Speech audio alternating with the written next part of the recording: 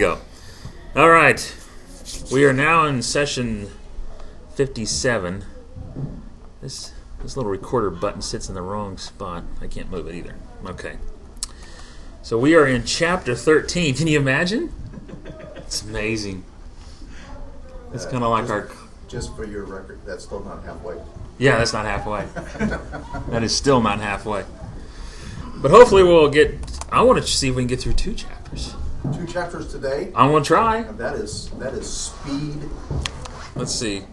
And we're a little late anyway, so what the heck. Okay. Now, instead of just reading it, I'm going to, because the way these chapters work, I'm just going to read through each piece and then kind of break it down. I think that might get us through quicker. And Abram went up out of Egypt. Okay. And he and his wife and all he had, and Lot with him into the south. And Abram was very rich in cattle and silver and in gold, and he went on his journeys from the south even to Bethel, unto the place where his tent had been at the beginning, between Bethel and Hai. I think that's how it's written. The word here for south, this is the King James. Yours version might say Negev. It's actually, the Negev is south of Israel. But in this instance, they're actually moving up towards the north, so it may kind of sound odd if you're reading this version. They're like, wait a minute, they're moving north. Why does it say they go into the south? Well, the south is the Negev. So it's in relation to where Israel is, south of them. See, of course, he left with great wealth. I already told you what the word means. I put here, notice that Abram, like Israel, that's supposed to be in the future, came out of Egypt with great wealth. There is a pattern here, and I think we talked a little bit about this last time. Abram goes down into Egypt. His wife, of course, is taken from him. There's a plague that falls upon Pharaoh's house. Pharaoh releases him, and he gives him great wealth to get out of his house and then go back home. And that's a similar picture to what happened to what will happen to the Israelites in about 400 years later. They'll go down in there. They want to leave. Plagues will fall upon the house of Pharaoh, and then at the last they'll give them a whole bunch of wealth to get out of the land and go back home. So, kind of an interesting parallel there. Is that like a bribe? Get out. Please don't hurt us anymore. Yeah, it kind of was. Because, they just lost. This was after they had the 10th plague. They lost the firstborn in every household. And so, yeah, it was kind of like, get them out. Just get them. We don't want them here anymore. But it was interesting. It will be long and arduous. We will make sure that you want for naught during your journey. Yeah. Get out and don't come back, and don't just get out. But the interesting thing is that Pharaoh was so arrogant that he decided to then go after and pursue after them. And he chased them through the canyon. They call it a wadi. And you can actually see it today. There's the Red Sea, and then it kind of splits off towards the north end, and there's one end called the Gulf of Aqaba, which was considered part of, still considered, or in the ancient days considered part of the Red Sea. And there is a wadi, which is a canyon, a narrow canyon, and it comes out to a massive beach. And if you look on it from Google Maps or Google Earth, you can see that there is a factory built on that beach, and it can clearly hold 1 million people and their flocks and herds. And if you look at how it looks, in the way the Bible describes it, is the Egyptians were behind them. They could not go to the north, they could not go to the south because of the mountains basically plunged into the waters, and then the water was just out in front of them. So they were trapped. They had nowhere to go, and of course they started to complain. And that's when all night the winds blew and the waters parted and they walked through. And they've done...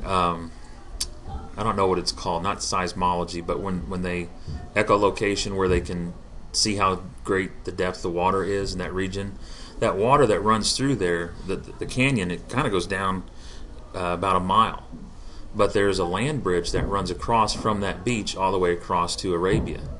And it's there that they had found, it was Ron Wyatt. Then later on there were some other people that made the same discovery based upon Ron Wyatt's findings.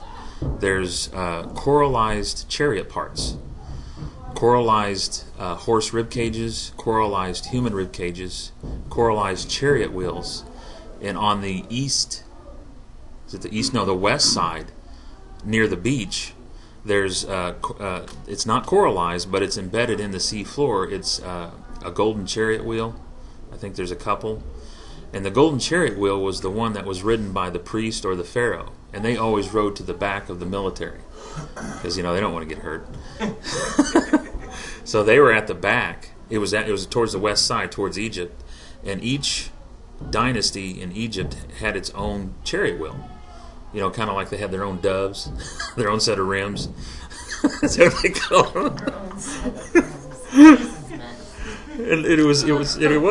And you could identify the dynasty based upon the chariot wheel, and they dated that wheel to the time of Moatet, which was the time when Moses was in the house of Pharaoh, during that it was that period of time, because he wasn't in the house of Pharaoh at the time. It was 40 years later he came back, but you see that strewn all throughout that region, and I actually brought that up to Mark Lowe. And because in the beginning of the interview, he had said that Jesus didn't exist. And I talked about Josh McDowell and his discoveries.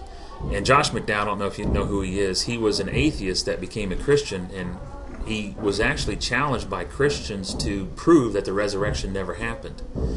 And he thought, this will be easy. And he was in college at the time, and he got a grant from the university to go travel over to England so he could go look at some of the older documents and actually look at, some of the more original writings, and he said he came to the conclusion that the resurrection did happen. It was an historical event, and that's one of the things that I brought up to Mark. And then later on in the interview, he said, well, I meant he doesn't exist anymore. I said, okay. So I shifted his position on that, because he was of the point of saying that Jesus never existed. He was retelling me when he had to talk to his family. He had to tell his older son, his younger daughter. His older son said, Dad, well, that's fine, because I never believed anyway. His middle son was like, well, whatever. And his daughter was the one who took it the hardest. And she says, Daddy, you don't believe in Jesus anymore? You don't love Jesus anymore? He said, well, it's not that I don't love him. I just don't believe he ever existed. But so this is one of these things about, sharing these evidences. I was able to at least shift him on that position, that from being Jesus didn't exist to, okay, he existed, but he wasn't God. And but there's plenty of evidence to bear witness that, Jesus existed and he did the miracles that he did. And that's the conclusion that Josh McDowell came to. The resurrection happened. He said when he realized that, he was sitting in some library over in Europe, and he said at that time he had not yet received Christ, but it was later on he realized, if I don't receive Christ, then I'm going to be a fool. Because this event took place. It happened. So, anyway, but again, back to the crossing, the Exodus crossing, that took place, that happened, and there's proof that bears witness to it. And actually, I'll just keep going. Ron Wyatt had discovered two pillars that were set up. One was on the east side, or the west side, one was on the east side. The one that was on the west side, it had all been worn off. It appears that there could have been writing on it, but it was all worn off. And I think it was on the west, or the east side in Arabia. He actually got arrested because he wasn't supposed to be there. He snuck in secretly and then got caught. But the one that was on the east side, half of it was worn off because it was open to the elements. The other half, though, was preserved because it was down inside the sand. And when they pulled it up, they found Hebrew writing on it that went back to the time of Solomon. Solomon had erected those pillars to identify where the crossing was, so that when the Israelites wanted to know where the crossing occurred, it occurred at those places. And the Arabs in Saudi Arabia took the pillars, and one of them, and put it in a museum. And what's interesting, in the book of Galatians, it says this Sinai in Arabia, when talking about Sarah and Hagar. And it says that it's not the Sinai Peninsula, it's over in Arabia. And when they got over there, they had found rock carvings and pictograms of golden calves that are found nowhere else in Arabia, but they're all found in Egypt. So when the Israelites were worshiping the golden calf, they also put pictograms all over the rocks, and they were still there preserved. And there's also a mountain peak that was blackened. And when they took a sample of the rock and they broke it open, it was granite rock. It wasn't lava rock. So in other words, there was extreme heat on top of that mountain that melted that rock. Well, that's when God came down in fire and in smoke, rested upon that mountain, and that's when Moses walked up. That's where he got the stones. So, it's really way off, but but these are the types of evidences I think that we should be able to share with non-believers, because they'll tell you that never happened. That's a fable. There's no proof of it whatsoever. And then you can go, hold on. Yes, there is. Let me show you. So, but moving on here. Yeah, Exodus 12, 35, 36. This is where, and it says, "And the children of Israel did according to the word of Moses, and they borrowed of the Egyptians jewels of silver and jewels of gold and raiment. And the Lord gave the people favor in the sight of the Egyptians, so that they lent unto them such things as they required, and they spoiled the Egyptians." So there's kind of a parallel here as to what Moses or what Abram had done compared to what will happen to the whole tribe of Israel later on, spoiling of Egypt. Let's see.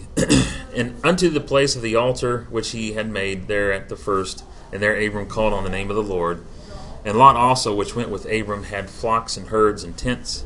And the land was not able to bear them, that they might dwell together, for their substance was great, so that they could not dwell together." They're back in the land of Canaan, and their dynasty, in a sense, is beginning to grow, and it's getting to the point where the land can't contain both of them at the same time.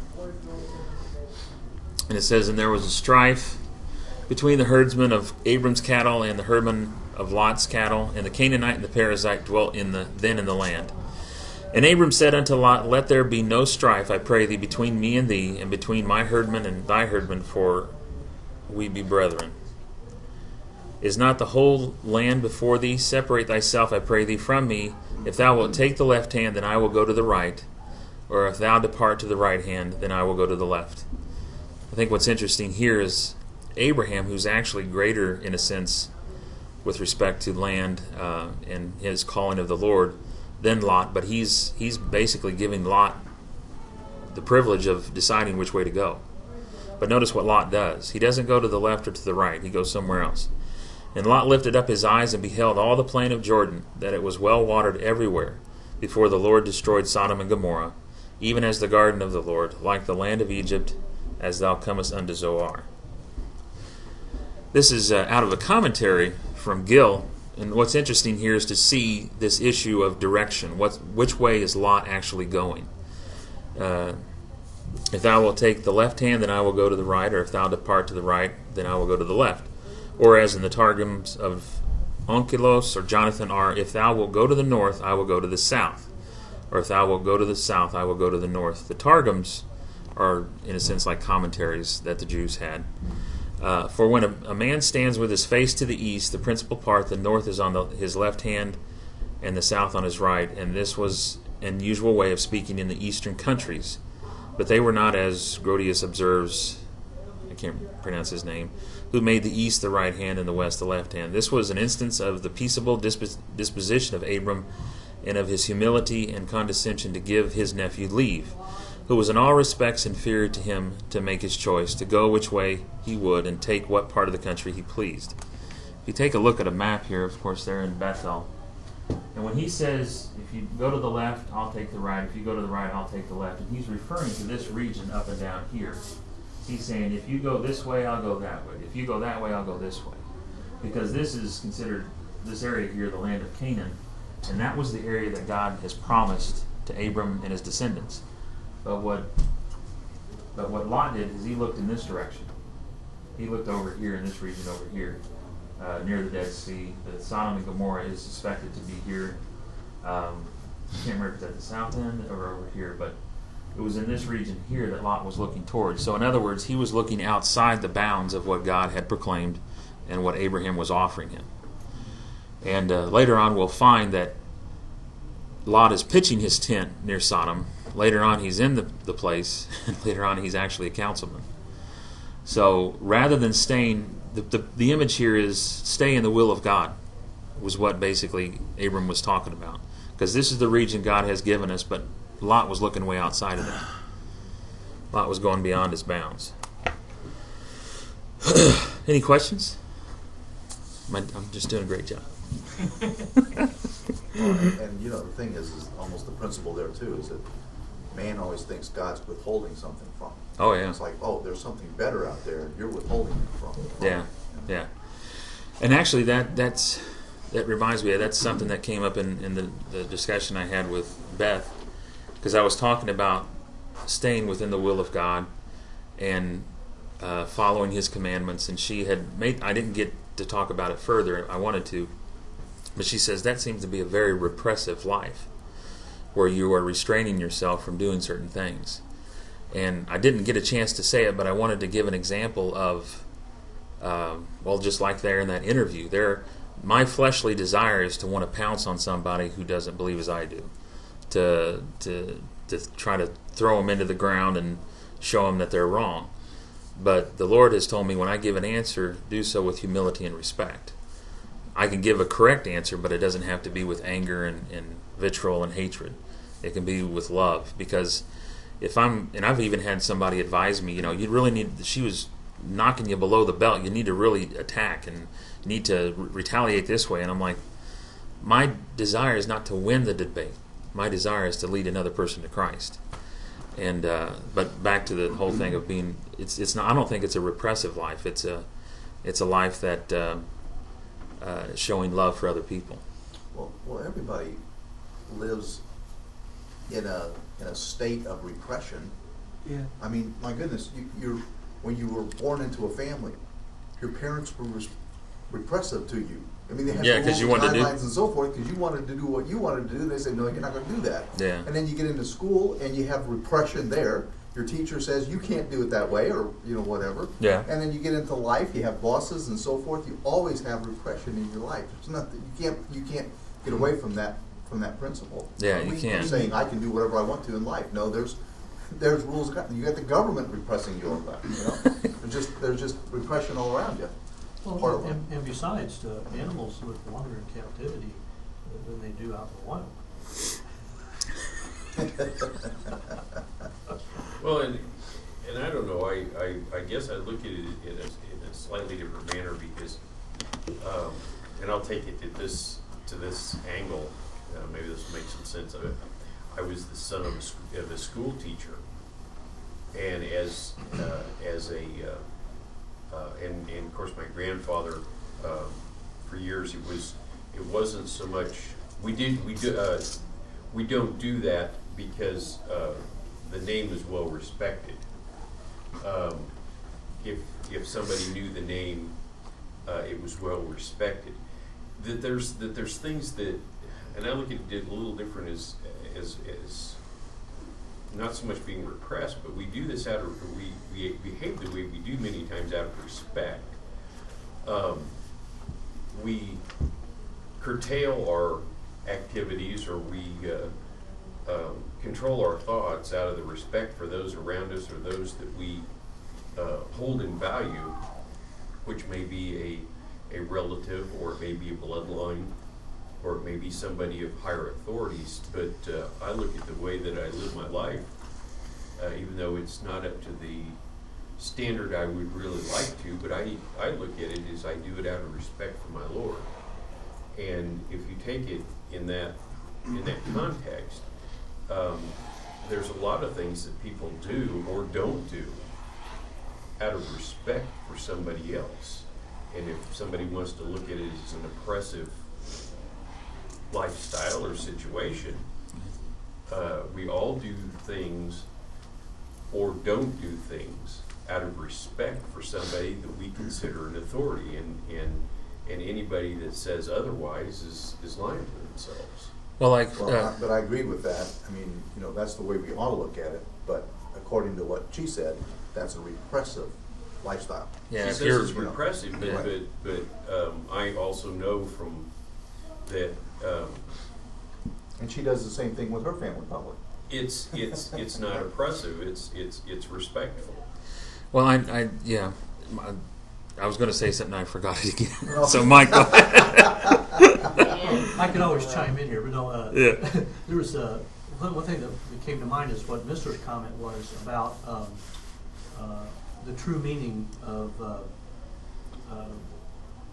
where you on the blaspheming God. Mm-hmm. It's not about like saying a cuss word. Oh yeah.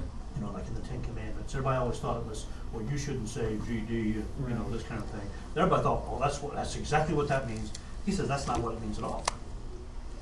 It means if you're going to take the name of a Christian, or like, Ken Dalton used to say, put your flag up, if you're going to do that, you've got to live up to that calling or that announcement. Yeah. And that's what, and if you don't, that's what taking the name of the Lord in vain is all about. Yeah.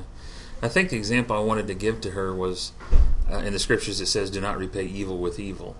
And if you listen to the interview that I had with Beth, she'll kind of chuckle every now and then throughout the whole program. And she wrote me an email later on. She said, I apologize, I sounded very condescending in my when I was giggling. Because I would say something and she would kind of chuckle at it, and as if to say that was stupid. And but I sought, and other people pointed this out to me, even there's somebody that wrote to me when I had the interview with Devin, who's the Mormon.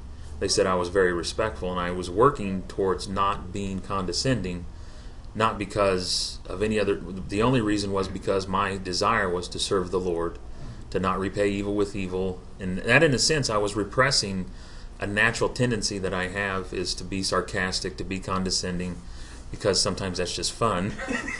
But I was like, but my thoughts are, okay, do I want to have fun, or do I want to help lead somebody to Christ? And so the love for another person has to run over my love for some other thing. So, and you're right. It's the viewpoint of which side of the fence you're standing on. Exactly. You're right. It's What's which that? side of the fence you're standing on. Those is how you look at it. Right. What was her explanation for why she was I had to giggling? think about it a minute. And just nervous. some things See, click. that's what I'm wondering. She laughs when she's At each thing. afraid or scared during a movie. Yeah. It's a natural reaction just for her laughing. Yeah, but she apologized to say that she said it sounded condescending, but she said that she was nervous or something like that. But I think Beth sounds like a neat lady. yeah. Yeah, she's not a believer, but she sounds like a neat lady. Yeah, and and that's what I'm hoping out of these programs that I do, if I can find more people to come and talk, is that you can talk to these folks without getting heated, without getting angry. The way I think I said this on a program once, I said, they can become condescending and angry and hateful towards me, but I'm not allowed to, because the Lord tells me, no, you can't do that. And if I do that, then I have to turn around and apologize, because I'm not allowed to do that.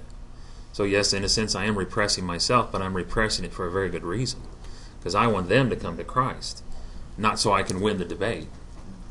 But what would be the opposite of a repressed life? Somebody that totally indulges everything they want to do? Complete indulgence. What kind of society does that lead to? I mean, it's the not... one we have. I was sitting here thinking, Yeah. that's not But really an appropriate argument, because she doesn't go around burping and farting everywhere. I mean, it's the same exact don't know my concept. sister. It's like you have to... I do. You don't know my sister. But you know what I'm saying? Like, there are social expectations. My wife wish I would repress that. We all But you know what wives happens? would. My eyes would bug out. But you know what I mean? It's the same concept. Right. Yeah. You can't... Right. Yeah. It's not even a valid argument. Yeah. That's I mean, why really. we have laws. I mean, Yeah. we have laws So you can't to govern... just people. go around doing whatever you want to do whenever you want to do it. Yeah. We don't live in Try that to kind go of 80 miles society. per hour down the interstate and at some Right, point I not mean, get it's stopped the and same- say, well, right. you shouldn't be stopping me. Well- Conceptually speaking, it was a No, I agree with that. argument. What are you talking about? But like some of the Jewish laws, the dietary laws, they didn't fully understand why they couldn't eat certain types of fish or certain types of meat. But now that we understand germs and infections and viruses, we know that like shellfish or crabs or some of these bottom feeders actually suck up a lot of the garbage, and that gets into the meat itself. So when you eat it, you can get a disease. Well, they didn't fully understand it, but God was telling them to do something for their own good. And You realize you're trying to put Red Lobster out of business? I love bacon. I love pepperoni, sausage.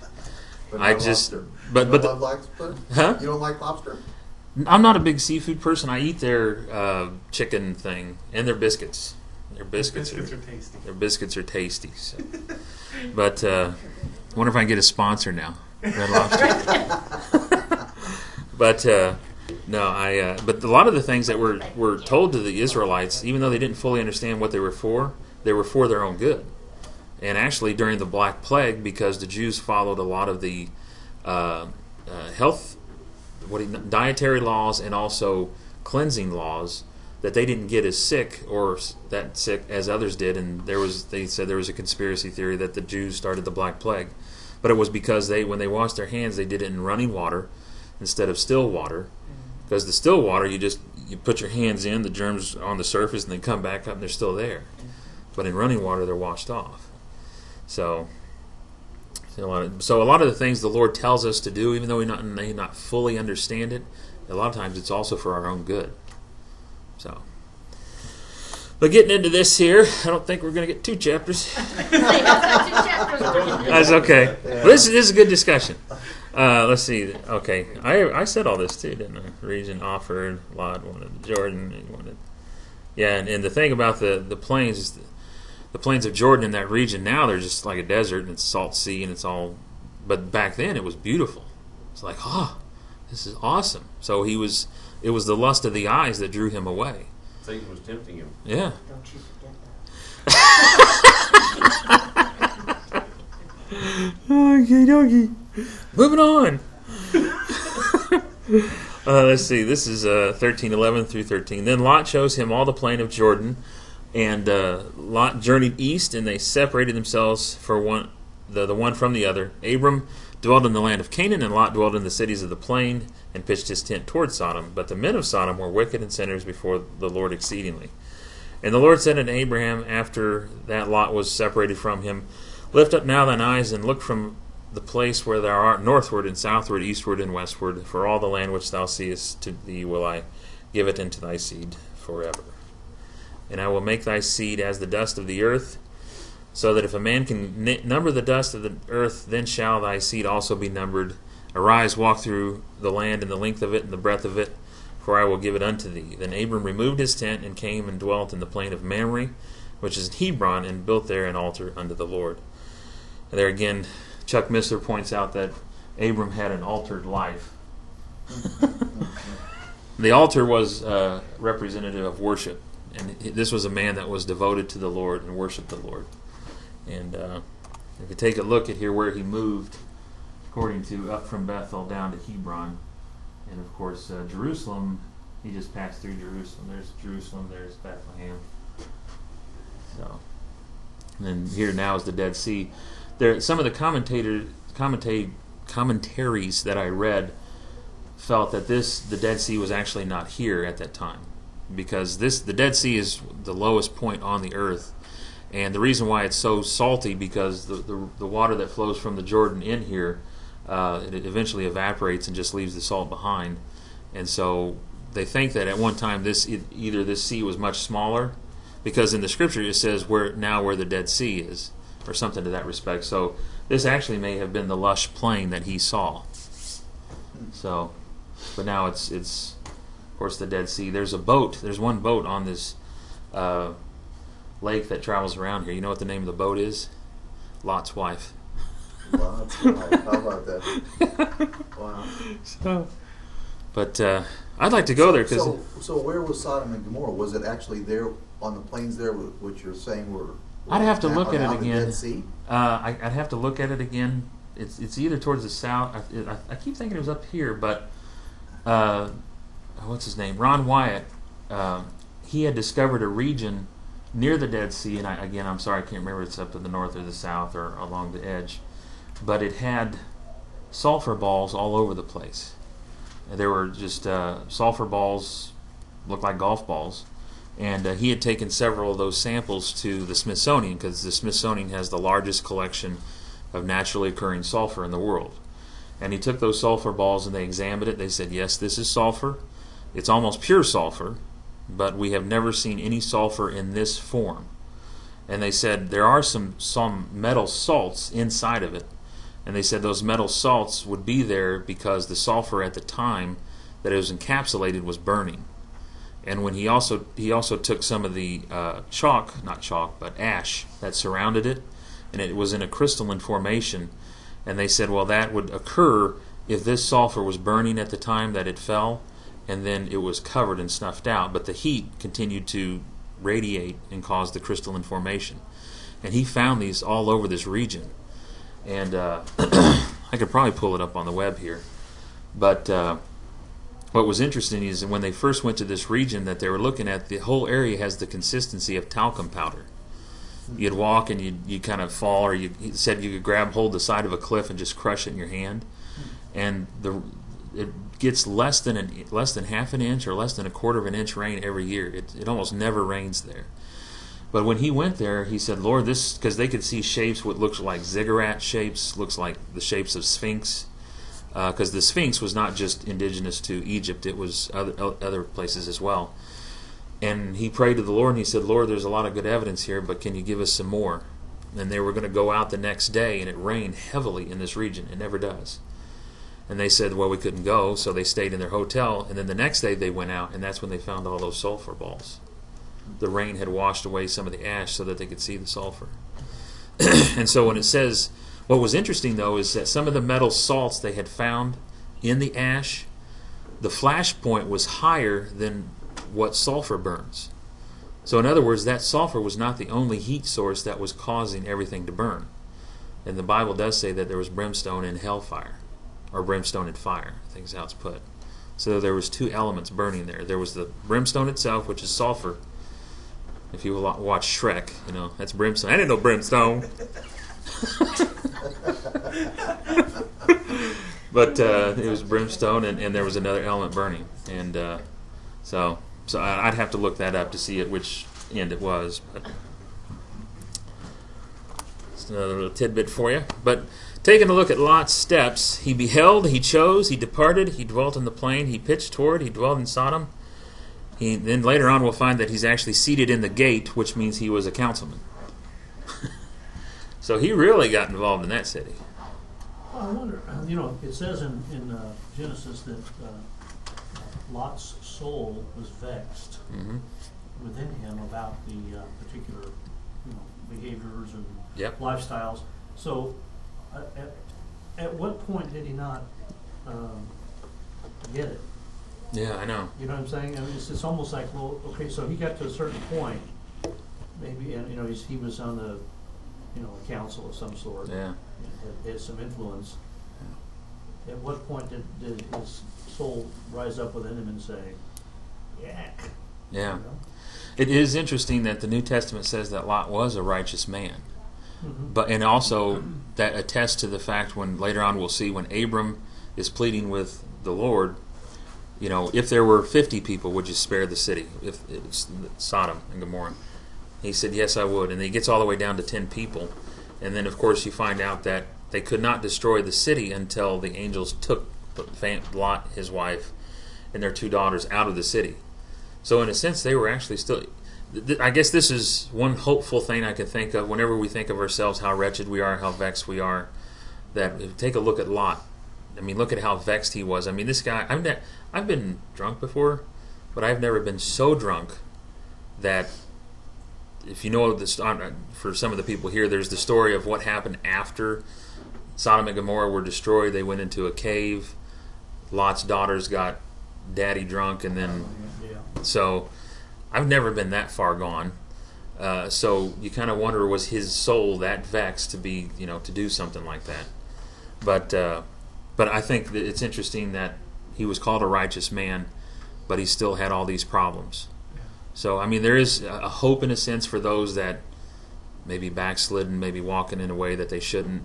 But of course, you don't want to live a life like that. You don't want to walk that close to the edge. You don't want to travel off to the one direction outside God's will. You want to stay within God's will. But it's interesting how sin can draw, small sins, subtle sins can keep drawing you away from the Lord. It can start with just something as beholding something, looking upon something. That's the same thing that happened with King David. He looked down at Bathsheba. He thought, ooh, she's hot. And I'm the king. And I'm the king. And I should be able to have whatever I want. Yeah. Oh, I meant the king, not me. Yeah. Who was that guy who said, it's good to be the king? Yeah. Who was that? I can't remember whose name. Comedian. Jewish comedian. So... Huh? No, it was he did the show Spaceballs. What was that called? That guy? Baseball. Rick Moranis? No, I'll think of it later. Anyway, he was a Jewish fella. He's about that. Anyway, Abram versus Lot. Abram walked by faith. Lot walked by sight. Abram, he was generous and magnanimous. Lot was greedy and worldly. Magnanimous? I guess that's right. Abram looked for God's city. Lot, however, was a home in a city destroyed by God. Later, destroyed by God. Abram, father of all who believe. Lot, perpetual infamy. Abram, he was heir of the world. Lot dwelled in a cave, all destroyed. All of its possessions were destroyed in Sodom. Kind of both of them were considered righteous men, but Abram was one that walked closer with the Lord. And that's where we want to be as Christians. We want to walk close to the Lord. We don't want to walk on the edge. We don't want to take chances out there. Not so that we can have a great life here or whatnot, but because it's much better to be in the Lord than out of the Lord. So, where are we at? That's chapter 14, see? Look at that. Ooh, you still got 20 minutes or 25 minutes. I just won a free $1,000 Walmart gift card. We're getting through this so quick? A little text there. Well, we got 15 minutes, so let's keep going. Since we got the talkers out of here, let's go. Just kidding. That's a joke. Okay. That's a joke. Taking a look at chapter 14, a quick outline is we've got the battle of the kings. There's 4 Confederate kings against the 5 kings of Canaan. Of course, Lot is taken prisoner. We'll see Abram rescues Lot. Then we'll also see Melchizedek blesses Abram and try to figure out who is Melchizedek. And then, of course, Abram restores the spoil. And it came to pass in the days of, I got to read that up here, Amraphel, king of Shinar, Arioch, king of Elasar. I'm just going to make these up. Chedorlaomer, king of Elam, and Tidal, king of nations. That these made war with Bera, king of Sodom, and with Bersha, king of Gomorrah, Shinab, king of Admah, and Shemember, king of Zeboam, and the king of Bela, which is Zoar. Did you get all that? Oh, yeah, we got it. I had some notes down here. Yeah, these are the 5 cities that are actually later on destroyed. Sodom, Gomorrah, and the cities of the plains. These are the ones that are later on destroyed. All these were joined together in the Vale of Shittim, or Siddim, which is the Salt Sea. I'm sorry, I had to get a little more. That's fine. 12 years they served Chedorlaomer. In the 13th year they rebelled. Now, could you say there that, since they said these are in the Salt Sea, would they actually be now covered by the Salt Sea? Yeah, that's what I think is that some of those are covered by the Salt Sea. They weren't on the edge of it or something. They were probably covered by it. Well, I think the discovery that Ron made is towards the edge of the Salt Sea. So I think, but some of those were in the Salt Sea, which is the Salt Sea today. At least that's what I read, and that's what some of the commentaries that came off is that. Yeah, because that's actually the lowest point on the earth. So anything that goes there, has nowhere to go except evaporate. So. Yeah, I think that's some of the cities are now covered up. Is there volcanic activity in that region? There is. It says here there were slime pits that had bubbled up from the earth, which is kind of like the La Brea tar pits. There is. Some people believe that one of the largest oil discoveries will be found at the south end of the Dead Sea, and they think that its geographical position, actually, if they were to start pulling oil from that region, they would start sucking oil from areas like Saudi Arabia, They should do that. Syria, Iran. And they've had earthquakes in that region. Of course, during the time of Christ, there was a couple of earthquakes, and there's, as a matter of fact, there's several mentions of earthquakes that occurred in that region throughout the Old Testament. So, and some believe, you said volcanic, some believe that the brimstone and hellfire that fell down on them was due to some volcano somewhere. That's what I was wondering. Yeah. I was like, did God just bring that along for His purpose right at the right time, or? Yeah, that's what some people believe, is that God used a volcano at the time. But the issue too was that there apparently was a heat source that was even higher than what magma could produce or sulfur could produce. Right. So to actually turn to evaporate basically metal. God used an accelerator. Exactly. But we're moving along. We'll probably get through this now. But if you take a look here, these were the Shemites against the Hamites. Shem was there was 3 sons of Noah: Shem, Ham, and Japheth, and this was basically a battle between those 2 groups of people. The Shemites you see are mentioned there, and the Hamites are there. Shem was the ones who settled near in the land of Canaan and also to the east. The Hamites predominantly settled down towards Egypt, but some were up in this region as well. What happened was the Hamites had served Chedorlaomer 12 years. Can't say that name. In the 13th year they rebelled, and then in the 14th year is when he came after them. And they ended up taking Lot with him as captive. And here it says, as the prophecy of Noah began to be fulfilled, that Canaan should be servant to Shem. And remember, we spoke about this in Genesis 9:26. This is when, was it Ham who went in and saw Noah naked? And then Shem and Japheth walked backwards and put a towel over him to cover him up. And then that's when Noah had pronounced a curse over Canaan, the son of Ham, and said that he would be a servant to Shem. And this is, in a sense, this is a fulfillment of that prophecy that was given, that he would be a servant to Shem.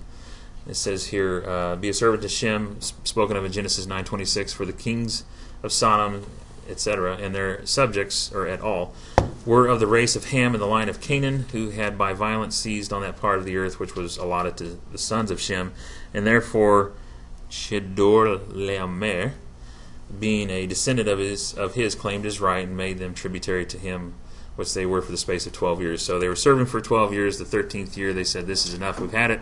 And then the 14th year, that king comes after them.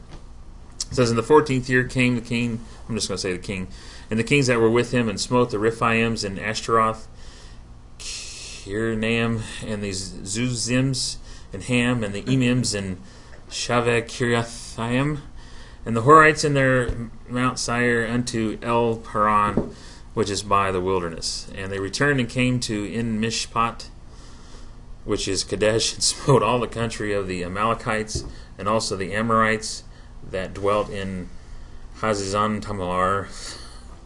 Okay, let's talk about who these people are. Remember the giants of old. In Genesis 6:4 it says, there were giants, or Nephilim, in the earth in those days, and also after that, when the sons of God came in unto the daughters of men, and they bare children to them. The same became mighty men, which were men of old, men of renown. In Numbers 13 it says, and there we saw the giants, and that word for giants is Nephilim, the sons of Anak, which were of the giants, the Nephilim, and we were in our own sight as grasshoppers, and so we were in their sight. So remember that word Anak, the sons of Anak. Well, Rephaim means giants, and it's translated as such several times throughout Scripture. And also the Emims and the Zuzims. In Deuteronomy 2:10 and 11, the Emims dwelt therein in times past, a people great and many, and tall as the Anakims. So these were also, the Emims were also giants, the Anaks were also the Nephilim, which also were accounted giants as the Anakims, but the Moabites called them Emims. And the same with the Zuzims, also called Zamzumims. That also was accounted a land of giants. Giants dwelt therein in old time, and the Amorites called them Zamzumims, a people great and many and tall as the Anakims. But the Lord destroyed them before them, and they succeeded them and dwelt in their stead. So commentators will speculate that Zuzims were also Zamzumims. So these people we're talking about here, when one of the kings of Shem was coming through to get the folks in the land of Canaan, they first also destroyed a lot of these people as well. So there was a lot of giants in the land at that time. So, and that's of course what was said in the scriptures over in Genesis, is that there were giants in the land both before the flood and also after the flood. And somebody like Chuck Missler, he suspects that Satan again was trying to destroy and to pollute the line that would eventually lead to Christ. And since Abram was given this prophecy that that would be his land, Satan understood that. He was working on populating that region with a whole bunch of giants in the hopes of wiping out the Israelites or the future Israelites. So, we're almost done. And there went out the king of Sodom, and the king of Gomorrah, and the king of Admah, and the king of Zeboam, and the king of Bela, the same as Zor. And they joined battle with them in the vale of Shittim, with Chedorlaomer, the king of Elam, and with Tidal, king of nations, and Amraphel, king of Shinar, and Arioch, king of Elasar, 4 kings with 5. And the vale of Shittim was full of slime pits, and the kings of Sodom and Gomorrah fled and fell there, and they that remained fled to the mountain. And they took all the goods of Sodom and Gomorrah and all the victuals, and went their way. And they took Lot, Abram's brother's son, who dwelled in Sodom, and his goods, and departed. And there came out one that escaped, and told Abram the Hebrew, for he dwelt in the plain of Mamre the Amorite, brother of Eshcol, and brother of Aner. And these were confederate with Abram. And when Abram heard that his brother was taken captive, he armed his trained servants, born in his own house, 318, and pursued them into Dan. This is actually the first mention of the word Hebrew. And some people think that this is possibly a descendant of Eber, who was in the line of Shem. What's interesting here to note is the Amorites and the others in Canaan joined together with Abram. But later on, it's the Israelites who are kicking the Canaanites out of the land. So you can kind of see, I think, a downward spiral of their into sin.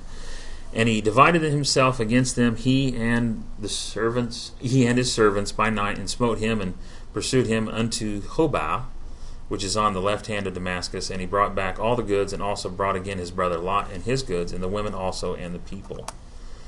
Of course, when you take a look at this is another good example of how the Lord can take such a small band of people and wipe out an entire nation.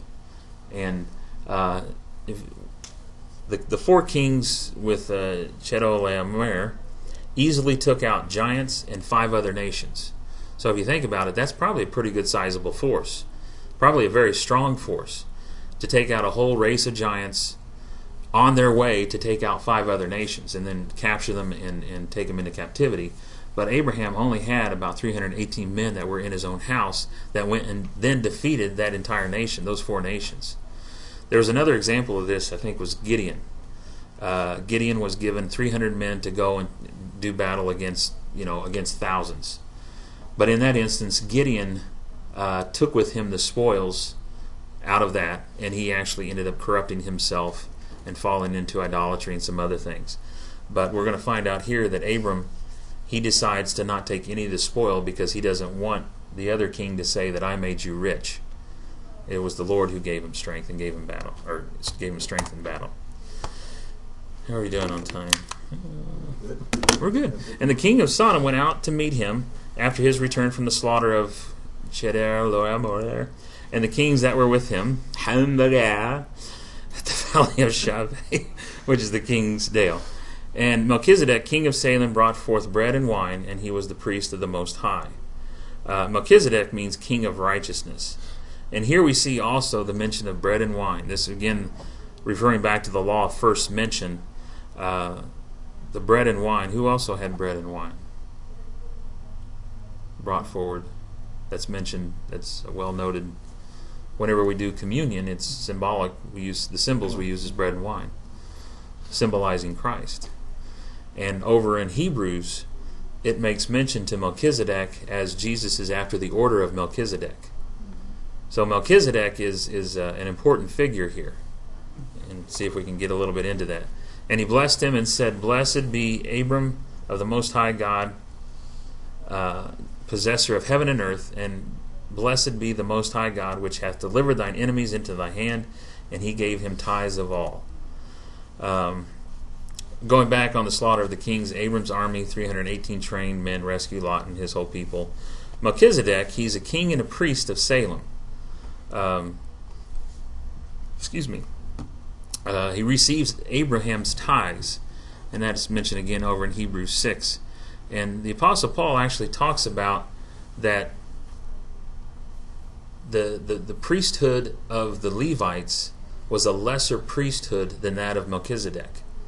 because he says that even while the Levites, or the nation of Israel, was in the loins of Abram, they received blessings from Melchizedek. So in other words, the priesthood of the Levites was a temporary priesthood.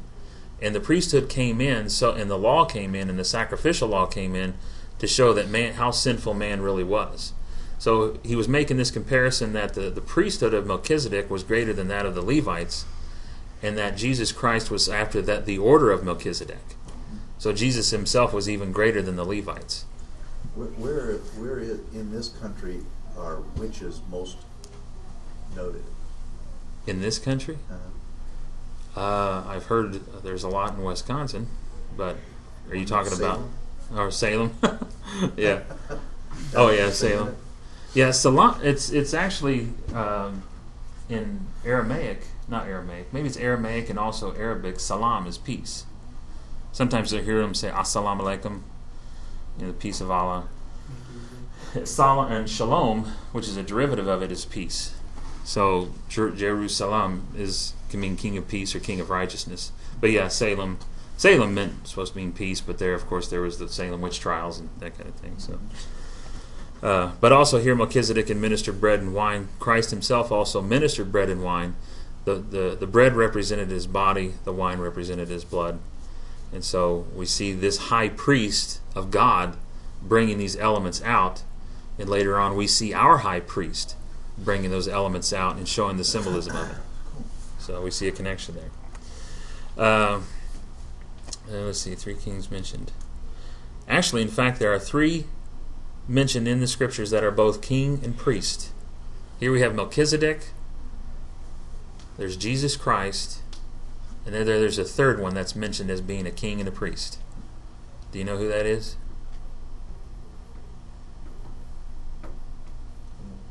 You and I. Yeah. We are mentioned, when we are in Christ, we are kings and priests. So we're like Melchizedek in that sense. We're also like Christ in that sense. We will reign as kings and priests. Is this the only chapter where Melchizedek is mentioned? It's mentioned here, and it's also mentioned in Hebrews. In Hebrews? Yeah. He's a pretty important person then. Yep. Yeah, he's a very important. And some people have even thought of him as a pre-incarnate Christ. But there's indication that no, he was not a pre-incarnate Christ. He was just a man that was faithful to the Lord. There are some commentaries that think he was Shem himself. Shem, Ham, and Japheth, the sons of Noah. And that could be possible because Shem, when I set out that genealogical lines, he was actually alive during the time of Abram. But there's also indication that it probably wasn't him either. We just don't know who it was. So, let's see. King of Salem, Jerusalem, and priest of the Most High. He received tithes of Abram. That's one of the other things that made him greater than the tribe of Levi. Only mentioned in the Old Testament this one time versus, of course, the Levitical priesthood, separation of priesthood and Levi and kingship in Judah. Because later on, the kingship and the priesthood is separate. There's the kings of Judah and the priests of Levi. But then it comes back together in Christ and also in us. So, like I said, the bread and the wine represented the Lord's Supper. Of course, the things it talks about him, it's no recorded his birth or death. Was Melchizedek Shem? No, we know his genealogy was Melchizedek Christ. No, his priesthood was after the order. It was of the similitude. It wasn't actually him, as some speculate. Was Melchizedek a celestial being? No, it refers to him as a man. But he is a type of Christ, emphasized by the writer to the Hebrews, king of righteousness and a king of peace, and so forth. Kind of skipping through here so we can get to the end. And the king of Sodom said unto Abram, give me the persons and take the goods to thyself. And Abram said to the king of Sodom, I have lifted up my hand unto the Lord, the Most High God, the possessor of heaven and earth, that I will not take from thee even to a shoe latchet, and that I will not take anything that is thine, lest thou shouldest say, I have made Abram rich, save only that which the young men have eaten, and the portion of the men which went with me, Anir, Eshcol, Mamre, let them take their portion. So some of the striking facts: the most effectual way to serve the world is to be separated from it. I've heard people say to to be heavenly minded is of no earthly good. And I honestly think that to be heavenly minded is to be of every earthly good to those that are here on the earth that need to know Christ. So, the first mention in the Bible of the kings finds them fighting. Of course, the last of Revelation leaves them still hard at doing the same thing. So, men will always, without the Lord leading, they will always fight amongst one another, destroy one another, kill one another, on and on and on. That's it. We made it through 2. That's a first, isn't it? I think it is. First in this class. First in this class. Not the first in the world. But. And we're right on time. So is there any questions? I know we went through this quick. A lot of things thrown out, but did I put anybody to sleep? You're yawning. So he wasn't a literal king, though, right? Melchizedek? Yeah, he was a king. Literally. He was a king and a priest. So there's a lot of kings there too, of course. But he was a king and a priest. Back in that day, everybody was naming themselves the king, right? Yeah, I'm the king of this little land. So I don't think we open up in prayer. So would somebody mind closing us out in prayer? Any volunteers? I'll do it. Thanks. Lord, the history of your word is so rich, and we appreciate Jeff every week opening it up to us. And we pray, Lord, that through looking back at the very beginning, Genesis teaches us that, Lord, our lives would be enriched with the truth from that time, and that we would serve you better in our own lives, and we would know you better, and that we would love you more. Thank you, Lord, for this time together. We just ask you now to bless us as we go to worship you. In Jesus' name we pray. Amen. Amen. Thanks, guys. Thank you.